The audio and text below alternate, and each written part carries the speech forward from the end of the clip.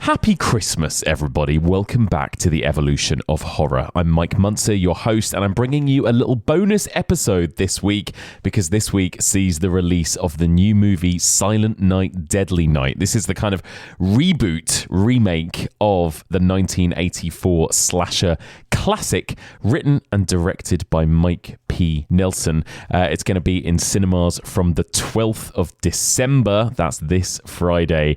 And so I thought this was a nice opportunity to do something a little bit festive and revisit the original Silent Night, Deadly Night. It's been about 5 years since I last watched and discussed that movie. And I thought, what better time to go back and revisit that 80s classic? So I sat down with friend of the pod, Becky Darke, to discuss Silent Night, Deadly Night 1984 in depth. So you're going to hear that discussion in a little bit. But first of all, here is my interview with the director of the new Silent Night, Deadly Night, Mike P. Nelson. This is a spoiler-free discussion. We just talk a little bit about making the film and why Christmas and horror go so well together. Mike P. Nelson, hello, how are you doing? It's good to be here, Mike. It's so good to have you here. Merry Christmas. I want to talk to you a little bit about Christmas horror generally, first of all, before we get into the movie. Why has Christmas always been such a perfect backdrop for horror, do you think? I mean, I think it is because there's like a strange juxtaposition of like how warm and cozy and fuzzy and, you know, people coming together, and there's just a good feeling, yeah. And then putting it together with something that's such a bad thing, yeah. And like how, and I think that it strangely doesn't butt heads as much as you'd think. It actually kind of comes together. I also feel like there is a strange, Christmas has always been. There's also kind of like a weird mystery. Even some of the music is a little bit creepy. You know, like Santa Claus is like a very joyous symbol, but he's also like he's a guy that, you know, intrudes into your home, right? and gives you presents and eats your cookies. Like, right? there's something strange about that.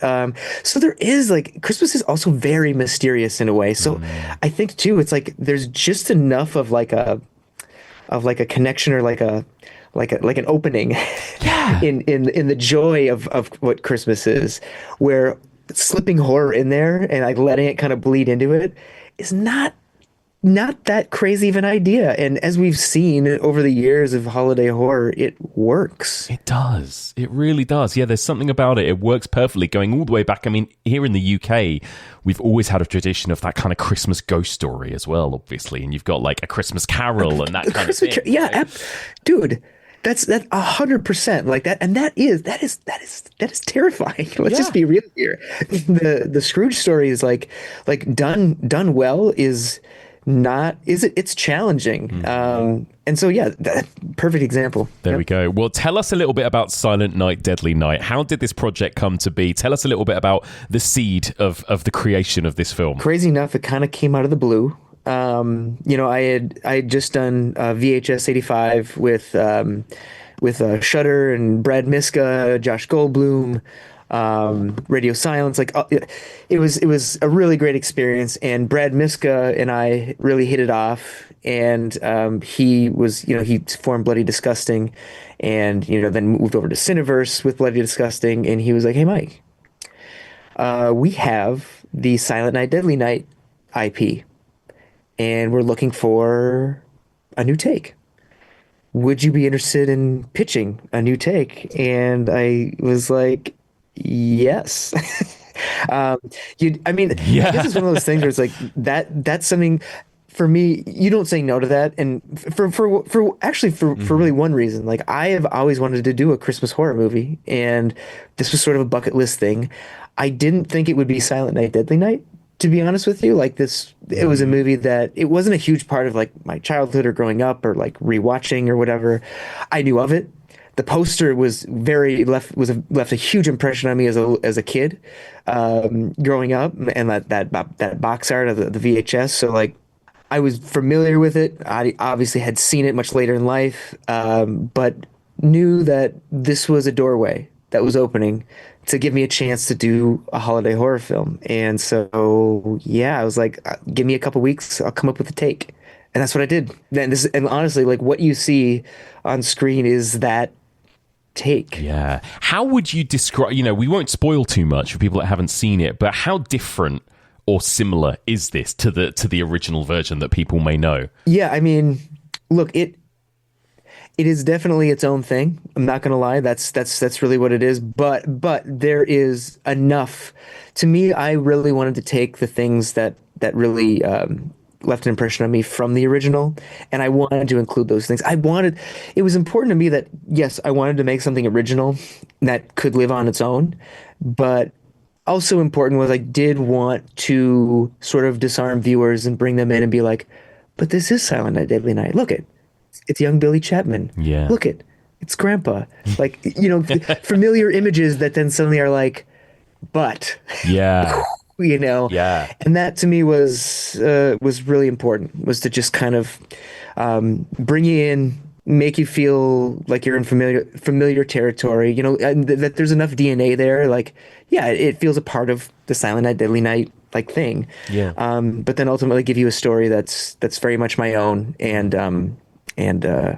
hopefully surprises you. For sure. I mean, it's a hard thing to get right, isn't it? Like, horror fans, film fans tend to immediately, they might recoil, they might balk at a remake, right? Dude, I'm one of them. Exactly. I am absolutely one of those people. Like, I am just as harsh on remakes as the next person. So I get it. Yeah. And it's kind of one of those things you know full well going in that this won't be for everybody. There's going to be,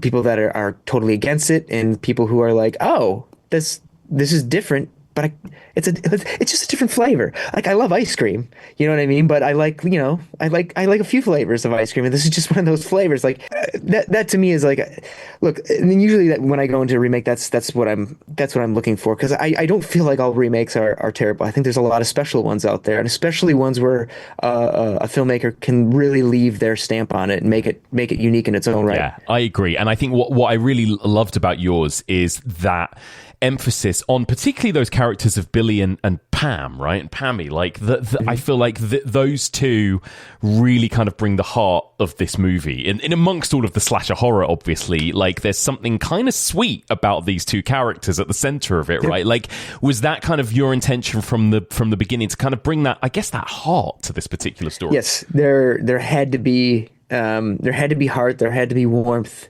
at the core of everything. Like, that was, I mean, that's generally what I like to do with my work anyway, is like, there needs to be something there that, like, that you can really grab onto and be like, I kind of want to hug this. Yeah. Like, even if it goes south, like, even if everything goes south, there is something like that you can grab onto for warmth and comfort.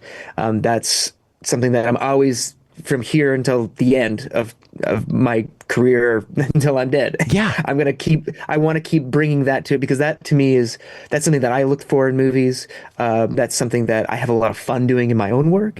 And so, yeah, super important. And of course, like, it really helped tie in with, like, being a Christmas movie. When I watch a Christmas movie, I want to feel that way. Even if there is a body count. Absolutely. And that's all part of the fun, right? That's all part of the magic. Exactly. And you're no stranger to the kind of reboot, remake, because obviously you did Wrong Turn as well in 2021. Like, how was that? How different were these two experiences of kind of, I guess, bringing a franchise back? Were there sort of new challenges with this particular movie? Yeah, I would say they were different. I mean, Wrong Turn was my first, go doing something else. So it was very, like, we were all very, like, gung-ho, like, we know we're doing something different. We don't care what anybody thinks. We're doing it. Like, this is like the newer take on things. And, it was the original writer from the first movie. And so it was like, all the pieces were there. And I think what was really nice about that process was that everybody was on board to do something, like, completely different, or at least, like, flip the script, as one would say. Obviously, it was very divisive, and we also came out during COVID, so it was a strange time to release a movie. We told ourselves from day one that we were going to stick to our guns, and we did. And it's really interesting. Like, as time has gone on, I think more and more people had seen the movie, not seeing it at first because of associating with what Wrong Turn kind of became. Right. and they didn't want to get into that. They were like, I don't want to watch that. And then I think more people are finding it, and more people are like, oh, this is actually way different than I was expecting, and I can get into this. So that's been fun, that it's been finding an audience much later, which, let's be real, tends to happen with a handful of horror movies. Like, Absolutely genre does. films are notable. That's like the notoriety for genre films usually. For sure. How do you find that, making something that proves to be divisive? Do you read a lot of reviews? Do you listen to critics? How do you feel about kind of bad reviews for your work? I like to keep my mental health intact for the most part. And look, I'm told, like, you have to grow a tough skin, especially, I mean, even working within the studio system, like, people are going to tell you, no, that doesn't work. And you have to take criticism. Like, I went to art school for 4 years when I was younger, and that was actually really an eye-opening experience, because it was the first time that I went in, created, and then I had people saying, this isn't working, and here's why. And you're like, ooh, and it stings. It always is going to sting a little bit, no matter how tough your skin is. And so that was really formative. That was really good for me. And then, of course, like, when I started putting my work out there as a filmmaker, and getting movies, and like, then you start to get reviewed, and a lot of them aren't nice. Yeah. I can appreciate a negative review that really gets into it and explains why they feel that way. Like, that's fine. I completely get that. My work's not going to resonate with anybody, as it should. Honestly, I feel like if we're making something that's just, look, I think there's those strikes of lightning that are going to go out there, and for some reason it's going to connect with everybody in a moment. Everybody's going to flock with it. It'll get the biggest Rotten Tomato score, whatever the fuck. You know what I mean? Like, that's just the way it is. You just don't know. Yeah. But I do think, like, as an artist, as a filmmaker, it's like, if you can make something first and foremost that's for you, that is important to you as an artist. First of all, you'll make a better piece. You'll make a better film.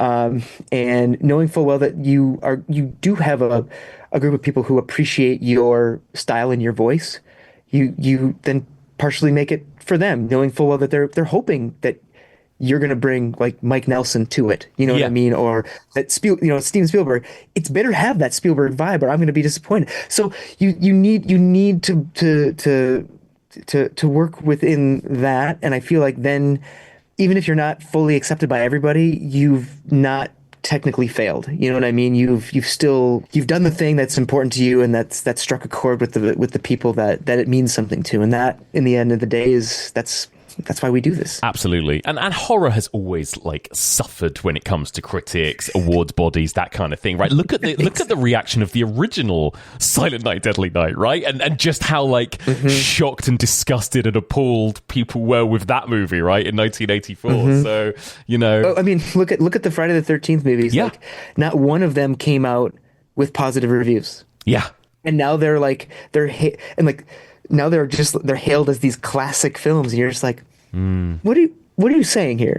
yeah, it's so interesting, isn't it? And again, I think you're right. I think time passes and appreciation grows, but I think also horror fans will always have that love from the beginning. If they love it, they love it, Yeah. And it's a weird movie. When I revisit the original 1984 Silent Night, Deadly Night, you go, wow, it makes some bold swings. It goes places. There is a kind of sleaziness to that movie as well. Yeah. Like, what were your thoughts in terms of, I guess, maintaining the essence of that original, but also obviously there must have been certain things when you thought, can I still get away with that in 2025? Do you know what I mean? Yeah. It's also just stuff that I'm not interested in really tackling. Yeah. As a filmmaker, it's just, there's some things that if somebody else wants to go that route, like, Godspeed. That's great. Yeah. Like, if that's what you want to do, that's fine. I'm less interested in that. For me, it was more of, I liked the idea, I think, more than anything, of the original has such a strange tone. It really does, yeah. That, like, I was like, okay, well, maybe I can do a strange tone, but not like that, like something else. And that's where, again, like, that's where I feel like the love story, the kind of rom-com-y kind of vibe of it, that goes, very dark at times, kind of did this, in a way. So you are left with sort of like this, like, we were just like in this very kind of like magical meet cute moment, and then suddenly it's like somebody's getting an axe in their head in the next minute, and that to me is where I tended to have a lot more fun telling the story, and then of course allowing like that story to sort of unfold. Like you weren't quite sure, like where is this taking me? Yeah. And letting the characters, strangely through not only their relationship but through the sequences of violence, tell you the story. Yeah. Fun, also hilarious to me, but like really fun, and I think you capture that tone of, whoa, what the fuck, occasionally. Like there was a moment and that you get that in the original, but there was a moment in the screening that I was at for this movie where you could hear people gasping. I won't spoil it, but there's a moment when one character walks into a venue of people, and then it is revealed what is going on in that venue of people, and there was this incredible reaction of kind of shock and laughter from the audience, and I think I feel like that is a perfect kind of encapsulation of capturing the tone of the original. Do you know what I mean? Yes, and I mean ultimately, like as crazy as some of the setups and the scenes are in the movie, it's like there's also that like viewpoint of, but is it that crazy? Well, like, that's true. It's very intriguing. We live in a time where there's a lot of extremes, we'll say, yes. And so to tackle some of that and to dive in and to whether it's take a stance, I don't even know if that's even the thing. It's like you just hit it head on and and know full well like you're doing something a little bit nuts, and but it's also very much like we see it now. Yeah. And that was something that not only was important, but it allowed me to kind of also live out a strange and again, I don't want to spoil anything, but like as a child of Indiana Jones, it was sort of a perfect way to achieve that. Yes. Yeah, that fantasy, that catharsis, right? That catharsis. There it is. Yes. Absolutely. I agree. Do you think it's difficult? I mean, slashers obviously were so huge in the early 80s when the original movie came out, and you kind of see these little resurgences of the slasher, don't you? It came back in the kind of mid-90s after Scream for a while, and then it kind of went away again. And is it difficult to make a slasher in 2025 in terms of like bringing something fresh, I suppose, that audiences don't already, can't already map it out almost from beginning to end? Do you know what I mean? I think we're in the next doorway. I think the next door is opened, honestly. Like I think there's enough really interesting new voices out there who grew up with slashers or that have a real appreciation for slashers, that they can be more than just, lowbrow or low, like films that are easily, movie of the week, films that are forgotten, and that they can be, they can tell more of a story. They can have stronger characters. And I know not everybody is looking for that when they go to a slasher movie. Let's just be real. I think it's so funny. I feel like it sometimes annoys people when there's sometimes like I just wanted to go see a slasher movie where this guy and this this girl get killed and they get chased. Ultimately, though, like I feel like when you can just bring it up a little bit, and it doesn't even have to be the concept doesn't even have to be like as crazy or wild. Give me a couple really strong characters. Absolutely. That like I can, and I say this loosely, like when I say fall in love with, I more so mean you don't have to like them. Absolutely. You have to want to watch them. Yeah. You have to want to be like entranced. Like I hate you, but damn, I can't take my eyes off you. Like I need to see where this goes. That's just as important as like a character who you're just like, I love this guy. I want him to succeed. Totally. Yeah. So yeah, I think to me that is like at its core. If you can have that, God, you can do almost anything. And I'm in, dude. Like, give me some unique kills and a cool vibe, but really give me some characters that like I can follow. Absolutely. We've talked about it a lot on this podcast, actually. Like, I think what made Halloween so successful, and what I think a lot of the copycats kind of got wrong, is that it wasn't really about Michael Myers, right? It was about Laurie Strode and her friends, and you had to care about them in order to care about that movie, I think. And obviously the same with Black Christmas. Speaking of Christmas horror, I think that is one of the best. Right? It is. And by the way, I noticed a couple of beautiful little references to Black Christmas in your movie. Yes, you got them. Yes, absolutely got them. That for me is still one of the best ever slashers, and I think you're right. It's because you care about those girls, right? It's because you care about what's going on. Yeah. I mean, I think it's so funny you talk about that movie and like you're like, oh yeah, it's a bunch of girls at a sorority house, and immediately people's minds go someplace, right? Because of what sorority movies what they became like in the 80s. Yeah. And you're like, no, actually, this is about some real women that are in college going through it, and some weirdo. That's it. That's all you know. He's a weirdo. Comes into the house, and that's it. Like that's it.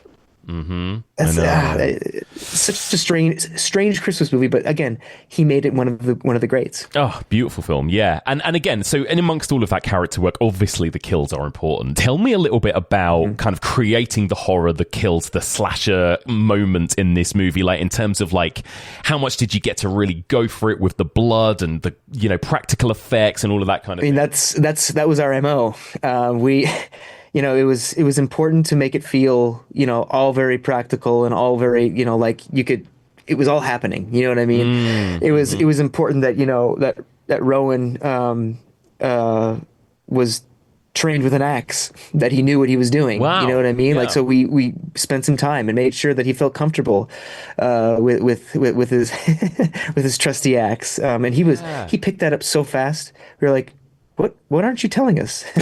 I mean, it was really making sure that each sequence or moment too, like, felt its own. Like, you have, the sequence with the old man, which was kind of like my nod to De Palma's The Untouchables with the Malone kill, like where it's kind of like you kind of watching him, and then you're following through the house, and you're just kind of like, you're never cutting. He uses the bathroom. You don't cut. You're just kind of hanging there. You hear something. The camera turns. You are the eyes in the house, kind of like letting it all happen. So it's like letting that be a thing. We'll say the Christmas party be its own, like, kind of, raucous, like crazy, like, yeah, like you've been waiting for this moment. You didn't even know you wanted this, but you did. And then, some of the fun, like, kind of montagey stuff that kind of is a wink and a nod to the original. And then of course the end, which really does then start to turn into a horror film. Like, and it really gets a little bit darker and a little bit more serious. And this is where these characters' lives are really in danger, and you're like, who's going to make it out of this? So yeah, I think it was that was sort of always how I was thinking about it. And then also how those kill moments and how those the scenes, like the reason why you're in the theater, how they're not just there to be there, but they're also to teach you something about Billy, or in some cases Pam, and that they are just there to just, like, up the body count. There's a reason for that body count, and that makes the payoff even better. And then of course, the effects and all that fun stuff, like we had a great team, and then we had a great, again, we had a great visual effects team, a VFX team, to help clean up a lot of the practical stuff that, and to fix things that we couldn't, a lot of compositing stuff to really make it feel like it was happening there on the day. And I think that's just as important to making a film work as doing the stuff practically on set. And honestly, the merging of the two worlds is beautiful. It's the perfect way to do it. Yeah, it was a blast. We got to play around with a lot of fun toys, and did you get to push it as far as you wanted? Like, was there ever any pressure to be like, oh, you're going a bit far with that, like from studios or whoever else? No, I never think I went beyond where I like to go, or I never think we were told to, like, pull back. If anything, they probably were hinting at, you can go further if you want. But I also, like, I think Terrifier has sort of changed that for audiences recently, hasn't it? Because that went so far. And honestly, like, I mean, I'm not looking to outmatch that. Like, I've kind of done movie violence in a way that I've liked to do it for a long time, and that's sort of the way that I like to do it, and that's kind of how I hope to do it. Occasionally throw in a little shock and unexpected, like, oh, he went there, kind of thing. But at the same time, like, honestly, a lot of my inspiration for cinematic violence comes from the Coen brothers, to be honest with you. And and they do a really good job of what you show and what you don't show. And and how that can be very impactful, like utilizing both, disarming with not showing and being like, oh God, yeah, I feel really weird about, oh geez, that you got me. Yeah. Oof, that's rough, and they're really good about that. They're really good at using restraint and really using violence powerfully to captivate you in a moment. And that to me is like, that's a challenging thing to do. It is. And actually that was leading me on to what I was going to ask you next, which is I'm always interested to like ask horror filmmakers particularly, like, do you think there is a secret to creating a perfect kind of scare, I suppose, right? Like to creating a scare for your audience. Is it to do with kind of timing? Is it about kind of how you frame something? Like, how, in your opinion, like how do you create a good scare? I think sound has a lot to do with it. I always love when horror movies are fine with being quiet. Yeah. I'm always on edge whenever like there's just nothing but just the ambient sound. Yeah. Like, and I love using score and music and like, creating a vibe that I want people to feel in a certain moment. So don't get me wrong, that's super important, but like I do really like when like suddenly it's just you hear the crickets and it's footsteps and you're like, there should be something here. Like I would feel more comfortable if there was music. Yeah. Bring music in to make me feel comfortable. Yeah. On the flip side, it's also fun when you can use music to sort of disarm the audience and be like, oh yeah, it's okay. This is gonna, oh God, you fucker. Like you just like, you started to play the everything is okay music. And then you came in and you, damn it. Yeah, exactly. No, I think sound for me is one of the best things because I will say like on set sometimes you can be shooting something and be like, okay, I think this is going to work visually, but it's never fully as scary on set as it ever will be like final. Yeah. And I think that's why like sound is that final touch. Yeah. And that's what's going to make or break whether that thing is scary or not. So yeah, I think I just keep coming back to it's sound, dude. Yeah, absolutely. I love that. Well, there you go. Well, this movie is released here in the UK this week. And what's next? Do you think that there's likely to be sequels? Would you like to return to this franchise and this universe, do you think? 100%. Yeah. I would, if they came back and said, hey, Mike, we want a sequel, I'd be like, all right, I'll start writing. Love because that. I have ideas. I know where, there's a little bit of the lore that we have yet to explore. Yeah. And there's more to it. There's more history that we can reveal. Yeah, there's a lot of fun things to be done, and again, without spoiling, and what could happen with our characters too. Love that. Incredible. Mike, thank you so much for your time. Just final question for you. What is your favorite horror movie? Ooh, favorite horror movie. This maybe isn't the textbook answer, but I really love Indiana Jones and the Temple of Doom. Oh, nice. Interesting. Because to me it is Indiana Jones that goes to hell. It is the horror Indiana Jones, and it's still to this day like it still makes me feel uncomfortable. It's why it's my number. It's actually like we'll do the letterbox thing. Like top movies are American Graffiti, Temple of Doom, Terminator 2, No Country for Old Men, and Audition. Ooh, lovely. So it's like, and it's funny because not all those movies are movies that I continually watch over and over again, but they're movies that I always keep very close by because they're ones that have inspired me. So when I'm making my own stuff, I can always dip back in and be like, okay, I need to look at this again because this is something that I aspire to want to do. How did they do that? And so like when I travel or go to a set, I always take a small stack of DVDs. It's usually like 5 to 10 DVDs, and those five are always in there. Amazing choices. I love that. Mike P. Nelson, thank you so much for your time. It's been a pleasure. I really appreciate it.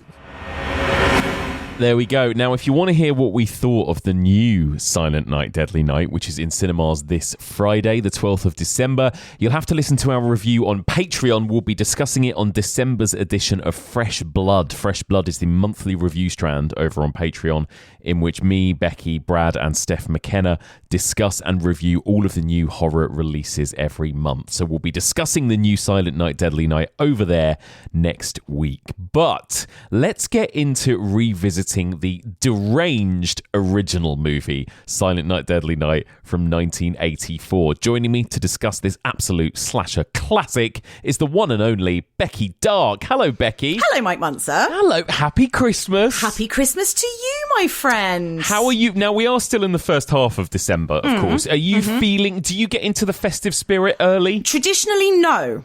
I'm a bit of a purist. I always it makes me cross that Christmas seems to nowadays start immediately after Halloween, and in some cases, for some people who maybe don't do Halloween as much as weirdos like we do, even before Halloween. And I'm like, wait, let's deal with Halloween first. Just all calm Everybody calm down, shall we? Calm down. I know. Then some people are like, 1st of November, it's Christmas. I'm like, babe, no. Absolutely not. Calm down. Absolutely not. In the olden days, Christmas used to start on the 1st of December when you open the first day of your Advent calendar. Thank you. Yes. And then the childish wonder and delight would start to bubble. Yeah. But like when I was a kid, we didn't used to do Christmas decorations until like, I don't know, like the 20th or something. Wow. It was like Christmas was, ring fenced for a hot shot concentration of Christmas joy and, lights and tinsel and presents and mince pies and all that stuff. It didn't sort of run either side that much. So traditionally, no. However, I'm happy to say something's happened in 2025 and 1st of December, I'm like, let's do it. Let's get on it. Yeah. Let's do it. I know. It's been Christmas me. I think that's right. Well, maybe it's because Christmas is pushed upon us from October now that actually when it gets to the 1st of December, we're like, okay, fine. Now is late enough. I think that's it. In comparison. It's all relative, isn't it? I've had a couple of sort of early Christmassy things like right at the beginning of the month as well, which have sort of forced my hand slightly. Usually I'd be a little bit grumpy and resistant about it. This year I'm like, no, do you know what? I'm all in. Let's do it. All in. And actually, speaking of, as on the day we record this, last night, we went to a lovely little Christmassy screening, didn't we, of the new Silent Night, Deadly Night. It was so festive. It was brilliant. It was so Christmassy and has honestly given me a bit of a shot in the arm of Christmas spirit, you know? A bit of joy. Yeah, which is a funny thing to say about a film about a killer Father Christmas. But it was a really fun event. There was a Santa's grotto and we got to go and sit on Santa's knee and he gave us presents. Then there was a really fun Christmas horror quiz and there were more presents and sort of prizes and stuff. Yeah. There were lovely cocktails and lots of people were in sort of Christmas jumpers. Everybody turned up looking Christmassy. Yeah. So yeah, it was great. It was so much fun, wasn't it? And the film, we are going to review in depth. Well, we're going to review and talk through our thoughts on Fresh Bloods, which is our monthly kind of review strand that we do over on Patreon. So we will be talking about that in a little bit more detail. But just generally speaking, Becky, thumbs up, thumbs down? Thumbs up, mate. Yeah, me too. It was really fun. Really good fun. Yeah. Massive recommend. Absolutely. But we are here this week to talk about the original. We thought, what better chance, right? What better time than to go back and talk a little bit about the 1984 Charles E. Sellier Christmas film. What a weird movie this is. Every time I sit and watch it, I go, this film is absolutely bonkers, isn't it? It's insane. I think also this might be another reason I'm feeling more Christmassy earlier in December than I usually do, because usually I would watch this film closer to Christmas. Right. And I've like started December with it. And so again, just, it's really all sort of adding up. It's so weird. I watch it pretty regularly around, the festive period. I really like a kind of I mean, I suppose it's not technically counter-programming because it's still a Christmas movie, very much so. Wears that on its sleeve. But I like a dark twist on Christmas, as many people do. You know, the Christmas ghost story has been a thing for hundreds of years. Yeah. And Christmas slashers are like a little subgenre all of their own, right? And this is, I mean, quintessential. What are some of your other favourite Christmas horrors? Ooh, one came out not a million years ago, like 2019, something like that, which is a little sleeper hit called The Advent Calendar, which was really good. So good. And I loved it. And that really taps into that kind of European folklore kind of vibe, doesn't really it? Loved I it. loved it. Absolutely loved it. Obviously, Black Christmas is the correct answer, yes. Is the correct answer. Obviously, I'm speaking to Michael Muncer, so the correct answer is Black Christmas. But I also really like the more recent Black Christmas. I think that was like 2019-ish as well. Yeah, I'm actually a bit of a... I'll sort of die on that hill, you know. I'm a bit of an apologist. A defender of the most recent Black Christmas. We're going on a little trip to see Christmas Evil in a couple of weeks. I love Christmas Evil. We are, we're going to a tiny little cinema in London to go and do that, which is going to be very festive. I want to imbibe something mulled that evening, please, Michael. 100%. We will imbibe something mulled. Good. It's Lovely. a deal. Yeah.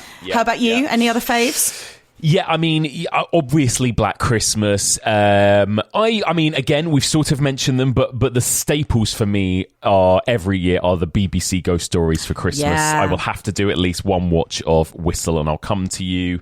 Maybe Warning to the Curious. Maybe The Signalman. You know, all of those I absolutely love. Yeah. Anything that kind of has that kind of slightly quiet atmosphere to it, you know, because also Black Christmas had that. It has a kind of quiet, ghostly atmosphere to it, I think, that movie, the original, definitely. at least, you know. Silent Night, Deadly Night, not so much a quiet, atmospheric movie, I would say. A little bit different. If there was a literal opposite end of the spectrum to quiet and atmospheric, I think Silent Night, Deadly Night would be there. Yeah. Yes, exactly. But just as much fun. Oh, God, it's so good. So let's get into it. 1984's Silent Night, Deadly Night. Becky, set the scene for us as everyone lowers the lights and lights a candle. Tell us the story of Silent Night, Deadly Night. We open with a family out on a drive. You've got mum, dad, two little kids. One is a babe in arms. One is a precocious, chatty little boy in the back seat. They are going to visit Grandad at his nursing home on Christmas Eve. And he is apparently catatonic. But when the adults leave the room, he speaks to Billy, the little boy, and tells him that rather than Father Christmas, or sorry, that's me being English, rather than Santa Claus being a nice, jolly man who comes and visits you on Christmas Eve and brings you gifts because you've been good, actually, if you haven't been good, even once all year, he will punish you mercilessly. This poor little kid, Billy, is like, oh, that's actually really scary. Grandad then goes back to catatonic.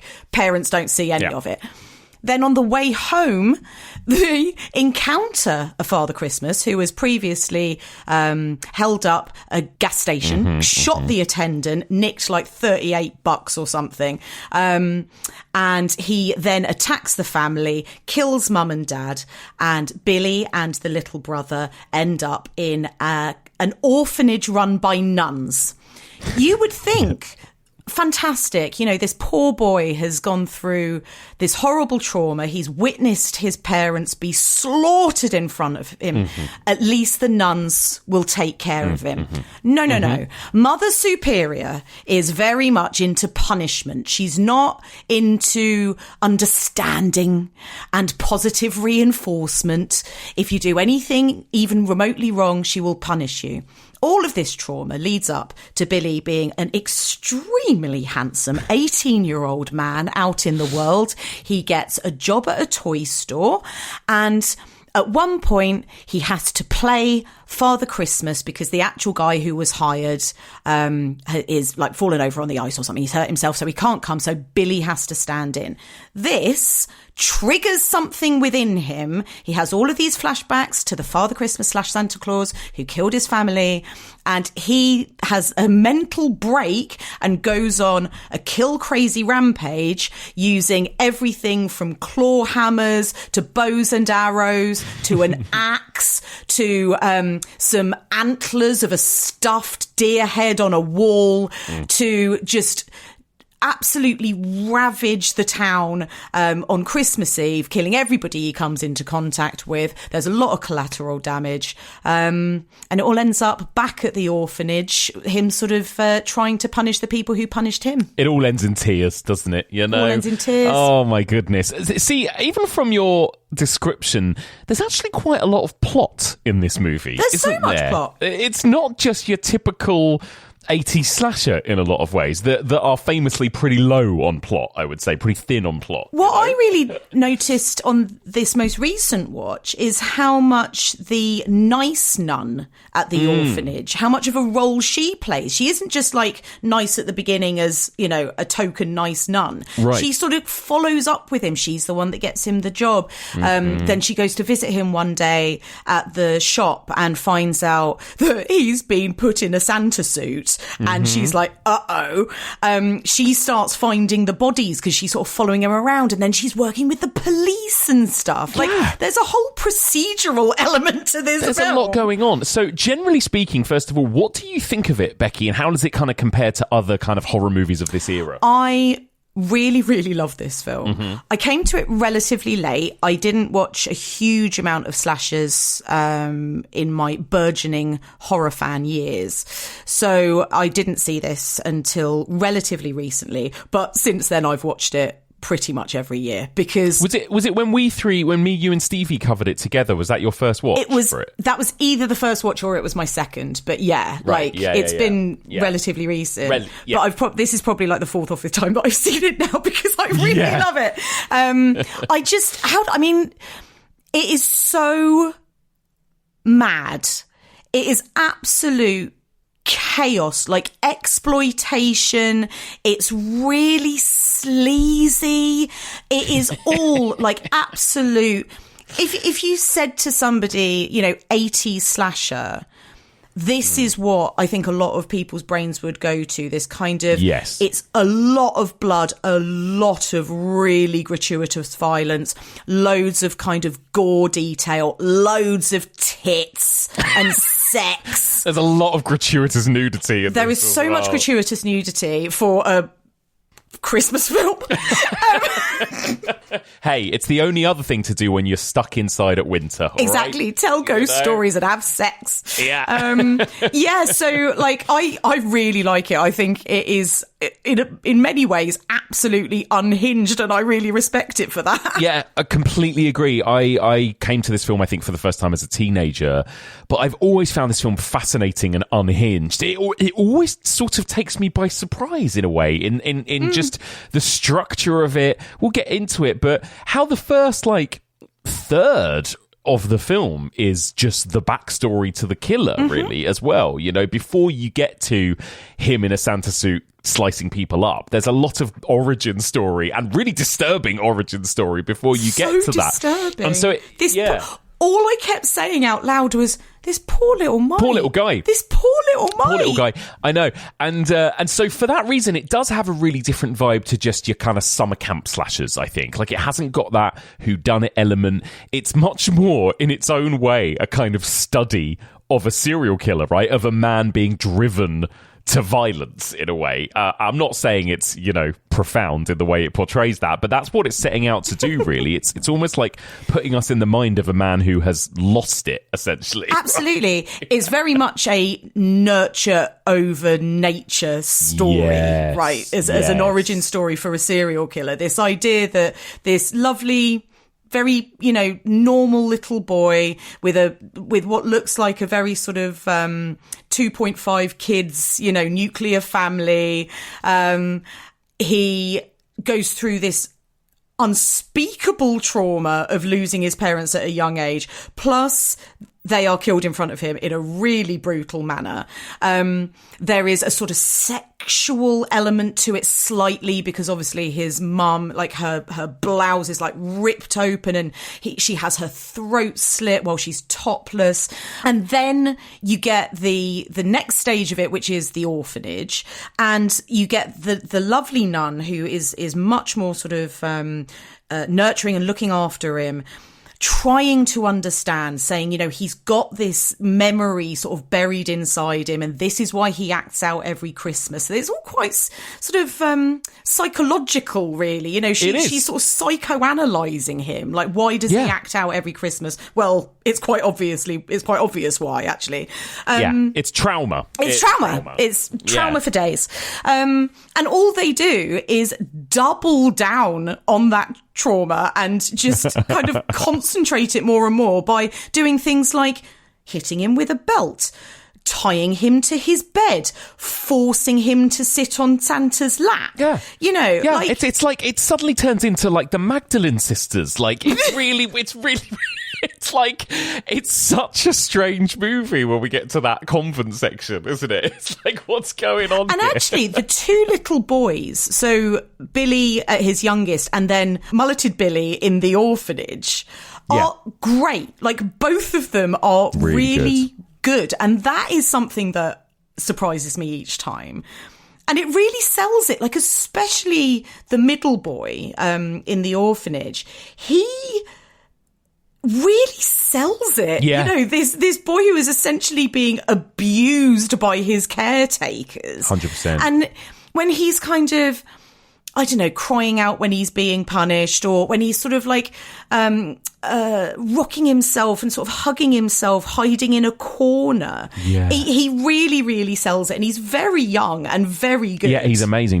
Danny Wagner plays 8-year-old Billy Chapman. Jonathan Best played 5-year-old Billy Chapman. Oh. Yeah, I agree with you. They're amazing little performances. And so even though it is so over the top, there is something genuinely quite disturbing and upsetting about that first third of the movie when you're just watching this poor, as you say, this poor little Mike just go through absolute trauma after trauma after trauma, right?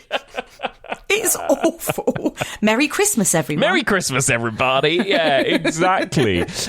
This came out in 1984, which it kind of in some ways kind of feels like it slightly marks the end of that first era of the kind of slasher wave that we got in the early 80s, right? And I'm sure most people listening kind of know what we're talking about, but how would you describe that kind of wave of films that we got that I guess started with Halloween, right, in 1978, and then really was launched by Friday the 13th in 1980, and then between that and this movie in 1984, we basically got hundreds of movies, right, that were churned out. How would you describe that particular era of those sorts of slasher films, do you think?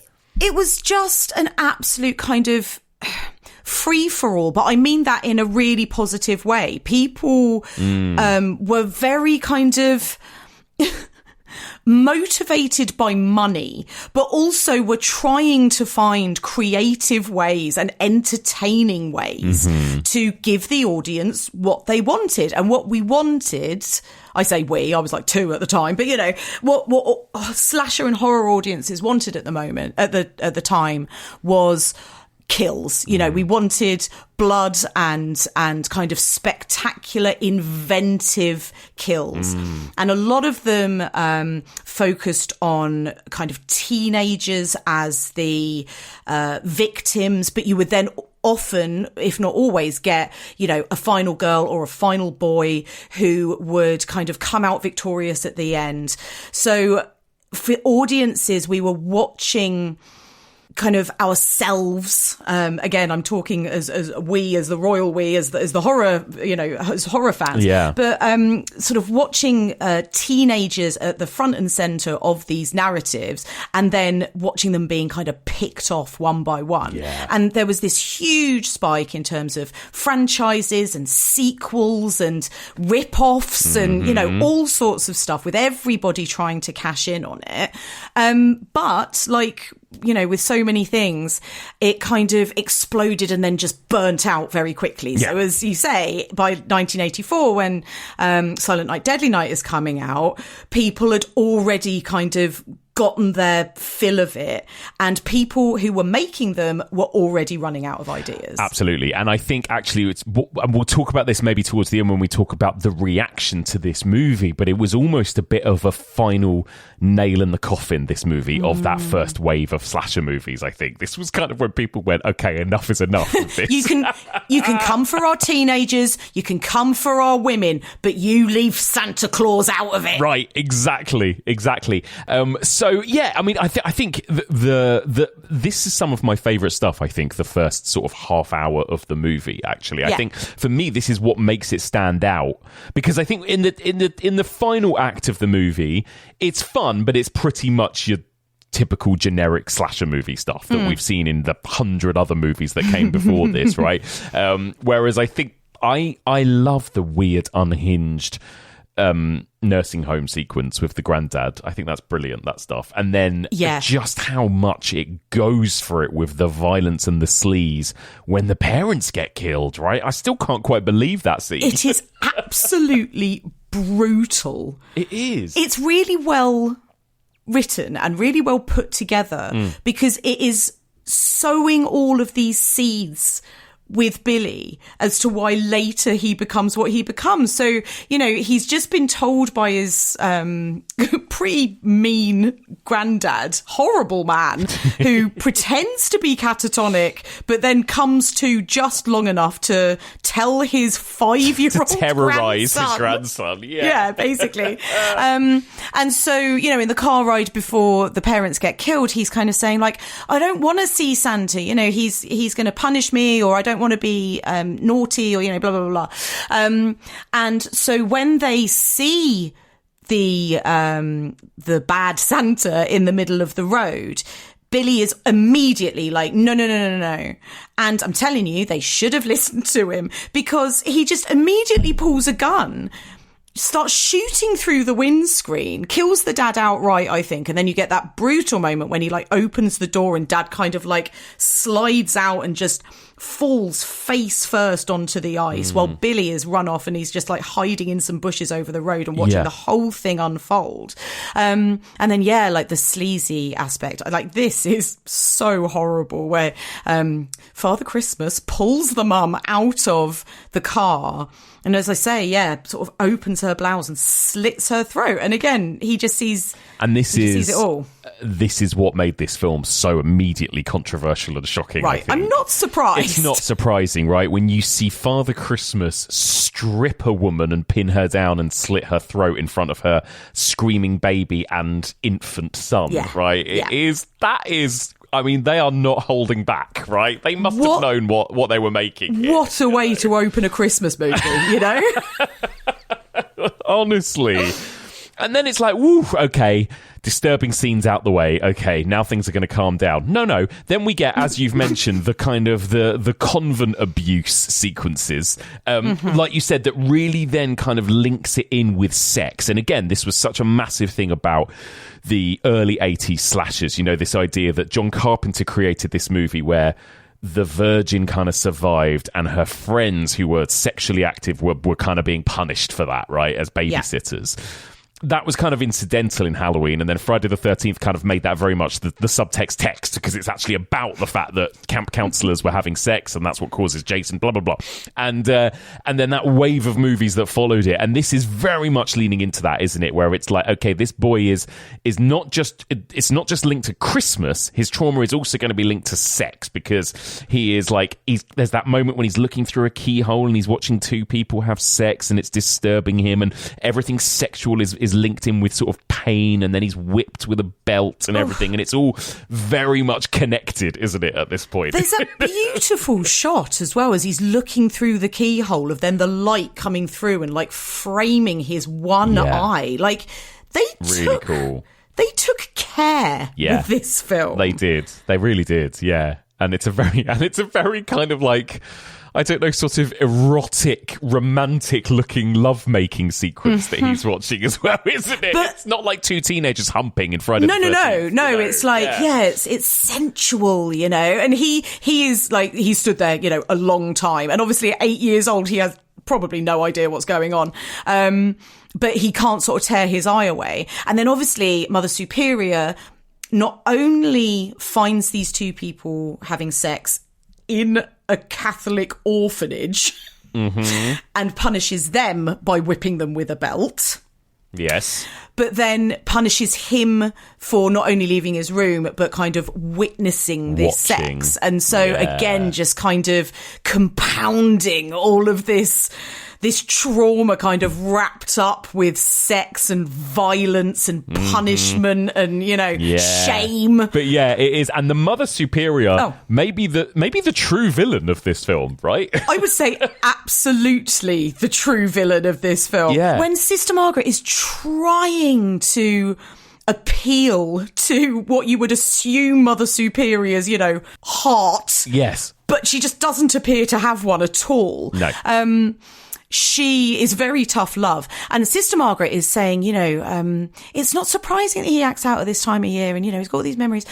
And Mother Superior is just, no, absolutely not. You know, we will cure him of this. You will follow my methods. He'll be fine. You'll see now that I've whipped him with a belt that tomorrow he'll be great and he'll sit on Santa Claus's knee.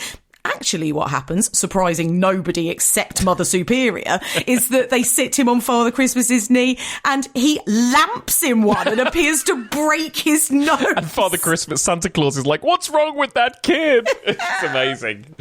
Yeah, it is. I mean, they do a brilliant job of very overtly setting up, here are all the things that are wrong with this kid and here are the reasons why he's messed up, right? Yes, and then, absolutely. And then we jump forward 10 years to 1984 to present day at the time, right? And we're introduced to 18-year-old Billy, played by handsome Robert Brian Wilson, right? Robert Brian Wilson. How dare you? What do you think of him? What do you think of him as a performer in this role? I think he's very good, actually. Yeah. Because what you need to believe is that he has internalized all of these lessons, right? You're not allowed to be naughty, otherwise you'll be punished, and punishment is good. And so he doesn't swear, he doesn't drink, he on his break, because all of the other people who work in the toy shop that he gets the job in the storeroom at appear to be raging alcoholics. Yeah, I know.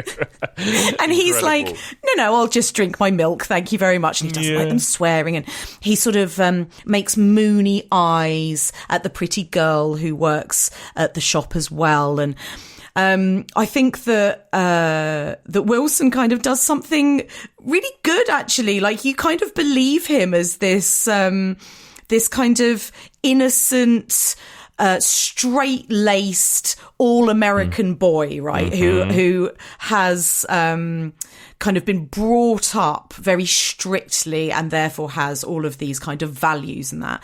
But then when he does flip, and in those moments where he's obviously kind of struggling with those memories coming to the fore, and he's having these flashbacks and he's having nightmares, and again sort of ending up in the corner hugging his knees and that.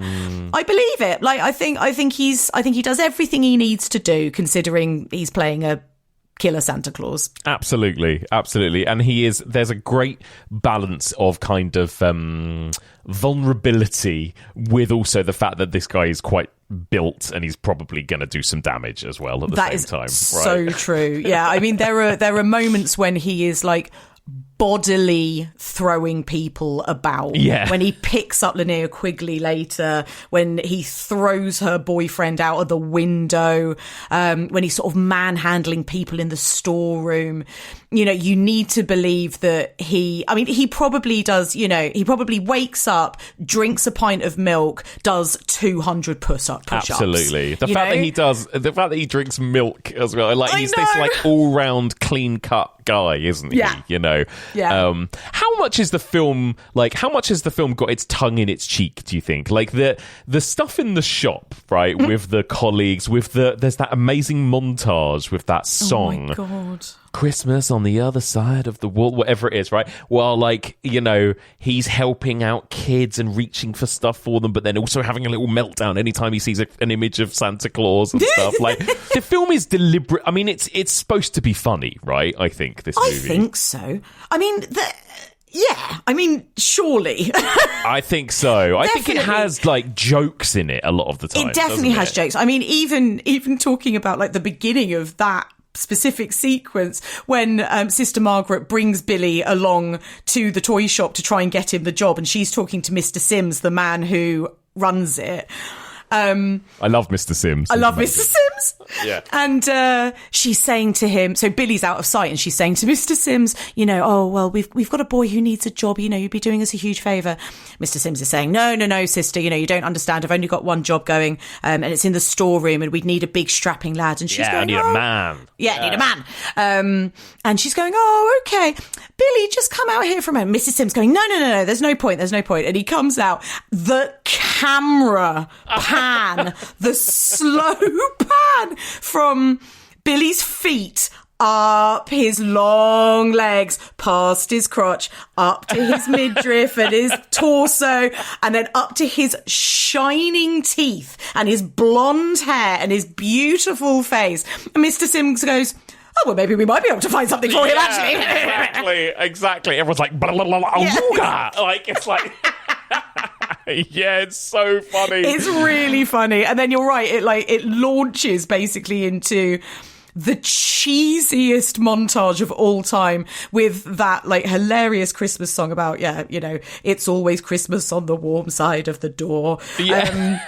And he's lifting kids up to reach their presents and, you know, eating his sandwiches and drinking his milk. And there's stuff later that is definitely set up as like gags even amongst the carnage. Yeah, and then you've got the creepy short pervy man.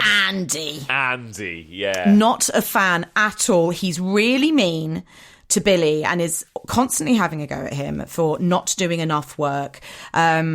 Also, he does some very questionable stuff. Call HR immediately with Pamela, who is the pretty young thing who works in the shop that Billy's been making eyes at. And he takes her during the Christmas party. I love it so much when Mr. Sims says, he's like, right, that's the end of it. Let's lock up and get shit-faced, and just starts bringing out all these bottles. So they're all like partying in the shop. Andy takes Pamela back to the storeroom because he's got a present he wants to give her. And she's like, but Andy, if you've got a present that you want to give me so badly, why can't you give it to me outside in front of everybody? And he's like, it's not that kind of present. And I'm like, yeah, we know what it is, Andy. Like, you know, come on. Yeah. Then basically sexually assaults her. But as he is trying to lure her into the stockroom with him, he waves a bit of Christmas foliage at her, and you're thinking, mistletoe. Yeah. No, it's holly.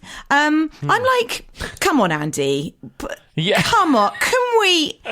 Or rather, come on, Pamela. Would you notice? That is spiky and it's got red berries on it. That is not mistletoe. Nobody's kissing under that. Just waving any old green thing that he he can get his hands on. Hilarious. Like it's his absolute minimal effort, you know, that really is. Winds me up. It really is. And of course, this is what sparks the killing spree, right? Him assaulting poor Pamela, and then Billy walks in on it. Billy, we get a montage of abuse and death and sex and all the things that have turned him mental. And then, of course, it all ends in Billy's first kill as an adult, right? And then this is what kicks the whole thing off. You mentioned already, like, this movie has some good, like, explicit violence in it. Just as a slasher movie, like, from this point onwards, when the kills start, how do you find them? Are they good kills? They're great. Yeah? I think so. You get Andy strung up with Christmas lights. Yes. Love it. Yeah. Pamela, who I think it's a bit mean that he kills Pamela, to be honest. Yeah. Yeah. She could be more grateful for the fact that he's just saved her from being sexually assaulted by Andy in the stockroom. And I know also he's a very mixed up boy who, as we've already discussed, is equating, sex and punishment and violence and all of that kind of thing. But come on, she didn't really do anything. No. And she gets like gutted with a box cutter, right? Like a Stanley knife, which is... that's pretty nasty, isn't it? Yeah, really nasty. Yeah. I think that's the one that I like least. Then poor Mr. Sims comes in. He gets a claw hammer to the head. And then the lady who works in the shop, she's very clever because she's got this like Christmas hat on and she's kind of hiding behind shelves. And I kind of love this. This is quite kind of like classic slasher... sort of cat and mouse, right? So she's got this hat on, she's hiding behind shelves, but then as he goes to get her with the axe, she's been clever and she's like balanced the hat kind of on some boxes or something and hides under some sort of, I don't know, wrapping paper, bursts out, grabs the axe from him and makes a run for the door. And I'm like, yeah, come on, lady, you can do it. But that's when he gets the bow and arrow. And so she gets a bow or an arrow or two like through her torso. And then, I mean, it just keeps escalating from there. So yeah, I really like the kills. I think that they they do what they need to do for a 1984 slasher film. I think so. Yeah, I think so. I would have loved... I mean, what I don't... And it's a completely different film and it's not going for the same thing. I sometimes wish that there had been a little bit more tension or suspense, the likes of which we get in Black Christmas, but there's none of that here. But that's fair enough. That's not the film that it's trying to be, right? It's not going for tension or suspense. It's much more schlocky, let's just throw in some fun kills and tits where we can, essentially. Like the scene with Linnea Quigley and her partner, right, which is literally just like, here are two strangers having sex and then they die, essentially. And that's literally, it, right? The first time you meet them, they're having sex on a pool table. Yeah. And then 3 minutes later, they're both dead in the most like elaborate, crazy ways. Where at first you think, oh, well, he's just thrown him out a window. That's not a very interesting way to kill him. And then later you get the close up on this guy's body. Yeah. And he's got like enormous shards of glass just sticking out of, he's got like one that's, I don't know, it's about A2 size kind of coming out of his stomach, and then one that's like literally through his face. Yeah. So this killer is on the loose, dressed as Santa Claus, right? And so the police are out looking for a Santa killer. And so there are lots of like comedy hijinks moments where they accidentally, try and arrest or actually just outright kill the wrong Santa Claus as well. Father O'Brien, who's deaf. When they're saying, they're like, well, we warned him. Yeah. And she just goes, well, of course he didn't hear you. He's deaf. I mean, again, very much meant to be funny, I think, this stuff. Yeah, definitely. It's hilarious, that sequence. And the other moment when the dad is dressed as Santa Claus, like bringing his kid presents in the night as well. Yeah. Hilarious. I have questions about that, though. Go on. Like, who's going so method as Father Christmas on Christmas Eve that you go outside your own house dressed as Father Christmas and break in through your daughter's window? I know, it is extra, isn't it? Extra. That is. I don't know what he's up to. He's embracing Christmas a little bit too much, I think. That dad. Yeah, I agree. Really, like, unnecessary. He's just like, oh, well, maybe I can, I don't know, scratch my B and E itch at the same time. Exactly. Meanwhile, the nuns are alerted of what's going on. The nuns are alerted. The nuns are alerted about what's going on. Their wimples are going crazy. Yeah. Sister Margaret is out and about trying to find Billy, right, and stop what's going on. Meanwhile, Mother Superior, still working at the convent, 10 years later. She's in a wheelchair now, I think, isn't she, in the present day? She is, like aware that Billy is out and about killing and might be coming to the convent as well. She decides to just like distract the kids with some carols, doesn't she? Right. What are we going to do about this? Are we going to credit Mr. Stevie Webb? We have for to. this observation. We must. We have to. So me and Becky have talked about this movie a while ago now, probably about 3 or 4 years ago at Christmas, and we discussed it with our friend Stevie Webb.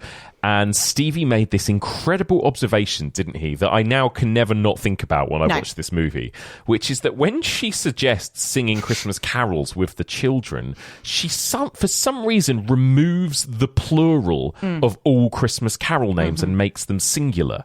So instead, she says, now, first, why don't we start with Deck the Hall, right? Yes. And then she goes, now let's do Jingle Bell. Right. And what that feels like a deliberate choice, it's right? It's so weird. But I listened out for it this time, and the kids even sing Deck the Hall with Boughs of Holly. And that's not a... It can't be a copyright UK, that's not thing, right? No, I was going to say it's not a UK-US thing, is it? That in America they say Deck the Hall and not Deck the Halls? I mean, I don't think so. I'm just looking and also, I'd believe that, but no one's singing Jingle Bell. Come on. No, there's never just one Jingle Bell, is there? No, that'd be the saddest Christmas ever. It's so odd. It's such a weird little detail that Stevie noticed. And now you're right. Like, I mean, it's not even I can't help but think about it every time I watch this film. Like, I think about it, I don't know, probably twice a week. Like, I know. It's incredible. It's Again, so weird. There's something, me, you and Stevie have talked about this so much. This is why these films are so much fun to talk about, because there is just a weirdness to some of these films, right? Whether it's Sleepaway Camp, whether it's Blood Rage, whether it's Silent Night, Deadly Night, where actually when you scrutinize certain details of dialogue or characters or production design, and you go, who made that decision, right? Like, and that is what is so brilliant and weird about particularly 80s slashers, I think, right? It's so good. Yeah, so for good. sure. And you're right, it's so fun, especially like on rewatch when you start noticing them and going, what is happening? Like everything that Aunt Martha does in Sleepaway Camp, for example. Like, it's the sort of thing that when you first watch it, maybe you might slightly gloss over, and then you go, what on earth is going on with that character? You know? Or the mum in Blood Rage on the phone. It's a real emergency. It's a real emergency. Yeah, it's amazing. It makes the Friday the 13th films look positively sort of mainstream and glossy in comparison. Also, I'm sorry, but we need to go back ever so slightly, because when we're talking about the incredible kills in this film, there's the bit with the teenage boys sledging. I was just about to get to the sledge. Yeah, that's a good moment, isn't it? Really good. I love it so much. Yeah. Anyone who knows anything about me knows that I love a decapitation, and this is 5 stars, no notes, chef's kiss decap. I absolutely love it. It's good. So the boys are being naughty because you've got 2 nice boys who are just doing a little bit of Christmas Eve sledging. How wholesome. Yeah. Lovely. And then the bigger boys come. The big mean boys, yeah. And they bully them off of the sledges. Yeah. And they take them over and they start doing sledging instead. Yeah. And Billy, obviously, the moral compass of this movie, takes exception to this. And so as one of the bully boys is coming down the slope on the sledge, he just jumps out from behind a tree with his axe and slices his head clean off. But then obviously, because gravity, the sledge keeps going, reaches the other boy at the bottom of the hill, closely followed by the head that just like rolls down behind him. It is good. It is good. Beautiful. It is good. And I like the one at the very end where I think it's the cop, right, who's looking for Billy, goes down those steps into that sort of basement. Yeah. And then he's waiting for him at the top as well. That's a nice little gnarly axe kill, I think. Yeah, just takes an axe to the chest. Straight to the chest. That'll do it. It's not like, I think it's got what this movie has is it has a real sense of like nastiness to it, I think. And I think that makes up for, I don't think that it's up there in the upper echelons of like sort of practical effects that we might see in a Tom Savini, like a Maniac or a Friday the 13th, or even My Bloody Valentine, I think, has better, like, sort of, like, actual effects, I suppose. This movie has less of that, but I think there's like an impact, there's a nastiness to the kills in this that makes up for it. Do you know what I mean? No, you're absolutely right, and I agree with that. But there is one special effect, and it is like, it's not a particularly, sort of, it's definitely not like Tom Savini kind of, Rick Baker sort of levels of 80s effects. But I think it's really good, and it's when the attendant at the gas station gets shot, like right near the beginning, by the first bad Santa. Yeah. And he gets shot in the head. It's so good because he like takes the bullet in, and then it's just this sort of gaping hole, and then the blood just comes out. And I'm like, I mean, I've never seen somebody shot in the head, thank goodness. But like, that is good. And really for good. An absolute split second shot. Yeah. In like, that isn't part of the kind of main, slasher kind of action of the movie. This is kind of what I was saying earlier with the shot with the keyhole on little Billy's eye. Like, they are taking care in this movie. Yeah, little touches of really great kind of cinema, right? Movie magic. Yeah, it's so interesting. Charles E. Sellier Jr., the director, didn't really go on to do that much more in terms of kind of narrative, kind of feature films. He actually ended up doing mostly TV and documentaries. And kind of weird, I mean, I don't know really quite what to make of this because I haven't seen many of them, but he's described as a director of faith-based documentaries. And I don't know whether that means kind of just documentaries about faith or ones that are sort of pro-faith, but it would really surprise me if he was a filmmaker that was kind of, I don't know, religious in any way, given how, I would say, anti-Catholic and religious this movie is. Yeah. It would be a surprising pivot, I would say. I think so. Although, like, I guess, I mean, it is all a bit of a moot point, really, but Mother Superior's very mean, but then you've got like Sister Margaret, who's very nice, and I don't know if with Mother Superior kind of being, as we've said, the true villain of the piece, like maybe she's just a bad apple. Bad apple.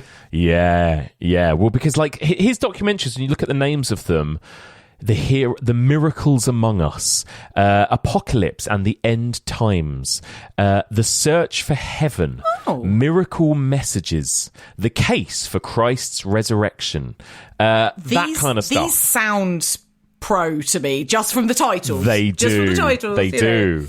So isn't that interesting that he once directed Silent Night, Deadly Night? That's really strange. I mean, maybe he had a conversion. You never know. Yeah. Maybe he got to the end of this film and he was like, what am I doing with my life? Maybe it was the backlash from the PTA of mums that convinced him. Oh my God. So who knows? What do you think of what do you make of the very end? And again, one of those weird endings to an 80s slasher where Billy comes to the convent and there's that kind of showdown between Billy and Mother Superior. And Mother Superior just keeps repeating the words, honestly, there is no Santa Claus. There is no Santa Claus. Like, what's going on there? Not only does she say to these little... Because Billy comes in dressed in full Santa garb, and fair enough, he's a bit blood-splattered, but, the kids don't care about that. It's Father Christmas, right? Exactly. So they are all, shining eyes, huge excitement. And we should point out his younger brother, Ricky. Still there as well, right? Yeah. And they're all very excited because, it's Christmas Eve and they've been told that Santa Claus is coming, right? And here he is. And she keeps saying, like, stay away from him, children, because they keep sort of trying to go up and give him a hug. That's not Santa Claus. She could have stopped there. That's not Santa Claus. But no, she really decides to lean into it and go, there is no Santa Claus. Yeah. They have just seen, as far as they're concerned, one Santa Claus brutally slain by, like, death by cop in front of them on the front lawn. That bit is fucking hilarious because poor, as we say, Father O'Brien, the deaf one, takes 3 slugs to the back, and the little boy who had been running up to give him a hug is just covered in blood. Like, yeah, covered in Santa blood. Unbelievable. Yeah. So yeah, I don't know. Like, I just think she's just the meanest old lady, and she just doesn't give a shit. Like, fine, she is trying to protect these kids, but like literally from death in this immediate moment. Like, she couldn't care less about what she's doing to their psyches further down the line. No, absolutely. And I think there is something to... I saw this film when I was, an older teenager, but I think I said to you before, I would have found this film absolutely traumatizing if I'd watched it as a child. Like, when you watch everything that Billy goes through in the first 25 minutes of this movie, particularly, I can understand why there was a bit of fear and a controversy around this movie. Because if your kid accidentally stumbled upon this movie, it would fuck them up the way it fucked Billy up, I think. Yeah. I mean, you are basically, as we've already said, watching a child be tortured. Yeah. Yeah, I know. Traumatized and tortured. Crazy, absolutely crazy. So Billy is killed just as he raises his axe to kill, I guess, the Mother Superior, or maybe a child, is it? I think it's Mother Superior. He's not going to kill a kid. I mean, he does at least stop there. There's that brilliant bit where earlier, actually, the little girl who Linnea Quigley and her unfortunate boyfriend are babysitting, and she comes out and she's like, "Hi, Santa," and he's like, "Have you been good?" And she's like, yes. And he says, "What, all year?" And she goes, "Yes. Have you got a present for me?" And he goes into his pocket and he starts bringing out the Stanley knife, and you think, "Oh, don't do it, Billy. Don't kill the kid." And instead he just gives it to her as a present. This like blood spattered box cutter. Unreal. So good. I love it. So at least he does, fall short of killing any children. So yeah, he's going in for Mother Superior. There's this incredible, like, high drama slow-mo shot of him coming at her with the axe. Then Sister Margaret and the detective she's been working with show up. Detective shoots him in the back. He falls down. He's got some last words for the children. And he says, as he's dying, his last words, "You're safe now. Santa Claus is gone." And then you slow pan up the axe, up to the feet of his kid brother Ricky, and then up to his face. And he has got the most evil, like Damien from The Omen little scowl on his face. It's amazing. At Mother Superior, and he just goes, "Naughty." Because in fact, what we haven't really said is that Billy has two catchphrases. Because after he turns into Evil Killer Santa, he basically doesn't speak at all except for two words. All he says is punish and naughty. Yeah. And so Ricky, apparently... Well, this is it. This is exactly it. And then, of course, this is something unique to this franchise where the killer, the sort of killer instinct is transferred from one person to the next. Like an evil relay race. Exactly. Exactly. The evil baton is passed. And that, of course, leads us to the iconic Silent Night, Deadly Night 2, which we're not going to talk about, but that is all about Ricky being the killer. And the only part of that film anyone remembers is him yelling "garbage day" and shooting a bunch of people in the street in broad daylight, basically. I mean, yeah, except I do remember loads more of that film, because loads more of that film is just this film. Honestly, it's infuriating. I can't bear it. It's so infuriating. I double-checked today. I skimmed through it.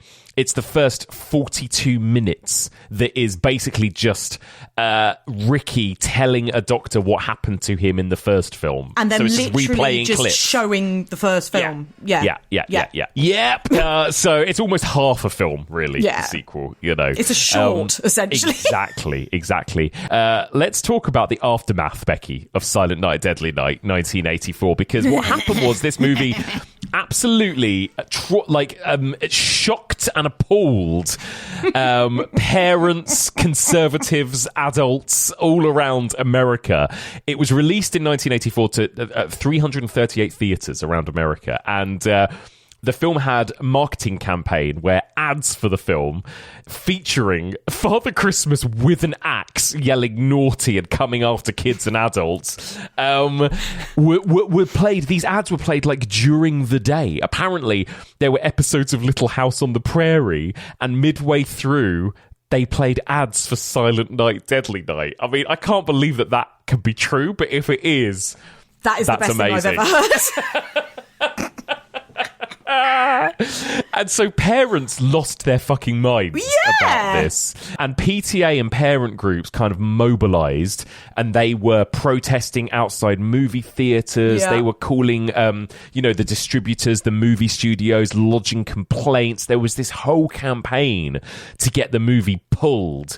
And it worked. The movie actually did get pulled from theaters in America, so it was kind of short-lived, its theatrical run, which is amazing, right, that this movie sparked so much controversy. It's amazing. But I get it. I mean, I do, I get it. Don't fuck with Santa. I get why it was controversial. Don't fuck with Santa. Some of the placards, there are amazing photos of the protesters outside some of the movie theatres. Santa is sacred. Shut this movie down all over town. And then there's one which has got like this little boy. I swear to God, he must be about 3. And he's like all bundled up in his mittens and his like cute little sort of like windbreaker, and he's got his hood up, and he's just got a placard that's got little angels on it, and it just says, "We love Santa." Oh, that is adorable. It's like, why isn't that child in bed?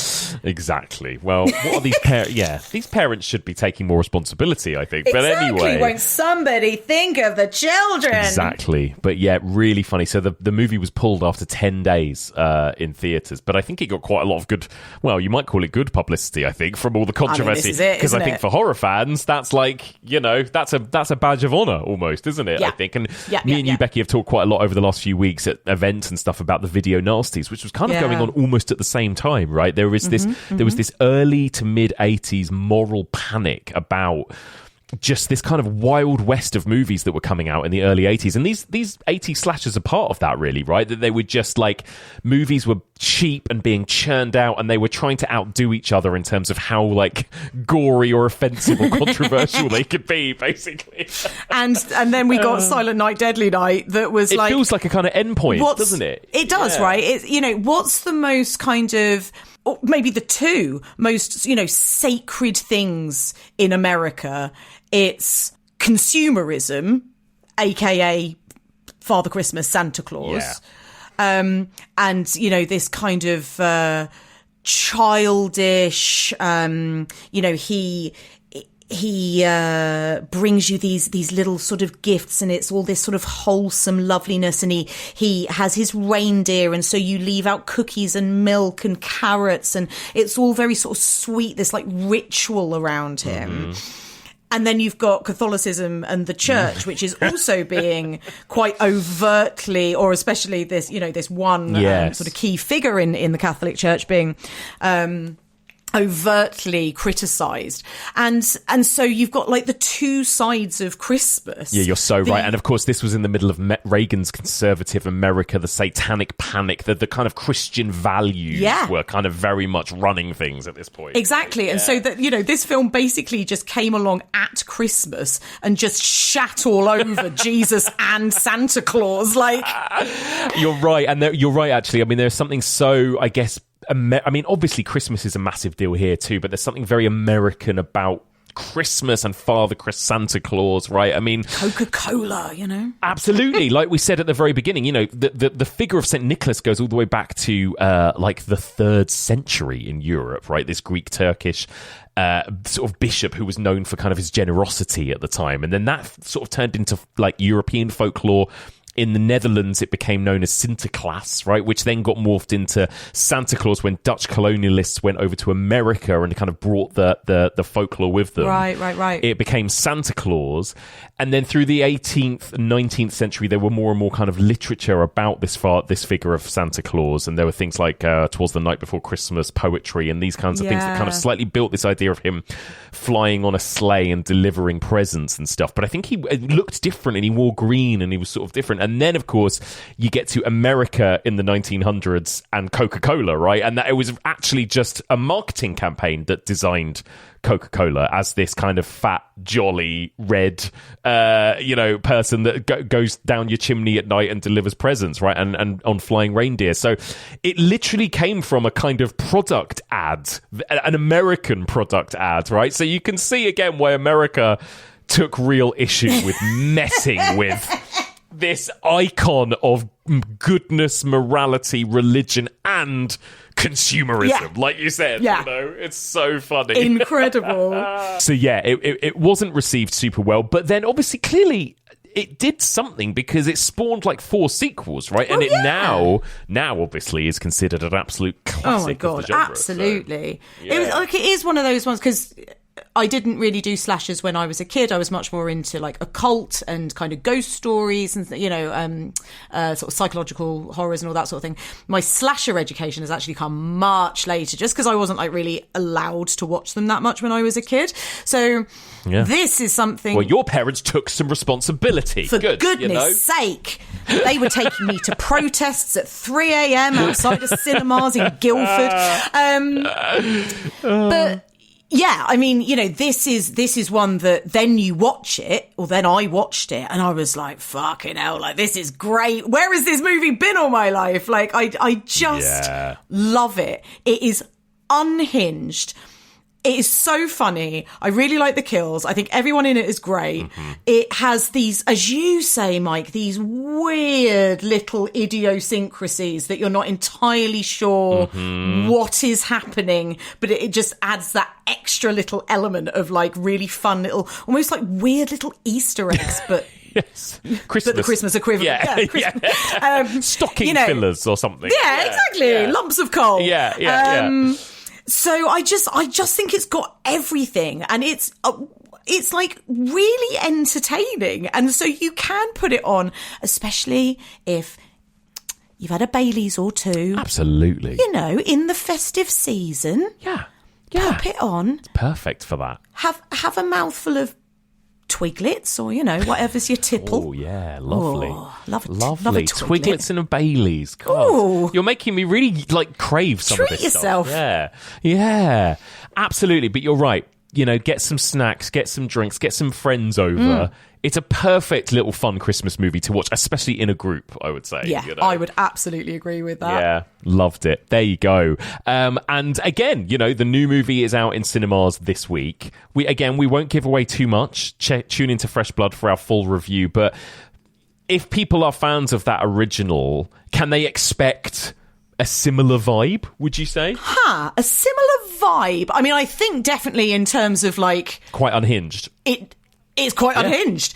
It throws a lot of stuff at the wall. And I would say that a lot of it sticks. Yeah, I agree. I think it's not exactly the same as the original, which is great. It's doing its own thing, but I think it does capture the maniacal madness of the original. Yeah, and definitely. That's quite impressive. I mean, there was at least one moment where my jaw was on the floor. I mean, more to come, but I would say generally, if you're a fan of the original, absolutely give it a bash. There you go. Love it. Amazing. Well, thank you, Becky. I loved this little festive chat. It's got me feeling very Christmassy, actually. Me too. Love it. So thank you so much for joining me. Until next time, Becky, let people know where they can come find you online. You can find me on socials at Bunny Darke. I'm on Letterboxd. My username is Becky Darke, or if you want to work with me, check out my website beckydarke.com. It's got all my contact details and stuff on there. Merry Christmas. Merry Christmas. And that's it for our festive Christmas bonus special. Thank you all so much for listening. A big thank you to Becky Darke and filmmaker Mike P. Nelson for joining me this week. If you want to watch the original Silent Night, Deadly Night, then you can watch it on Amazon here in the UK on Prime Video. If you want to watch the new one, it's going to be out in cinemas this Friday, the 12th of December. Let us know what you think of the new Silent Night, Deadly Night. And if you want to hear our full review, sign up to our Patreon. Patreon.com/LETTERBOXD. patreon.com/evolution of horror. We'll be back Friday as usual for another regular episode of the Evolution of Horror.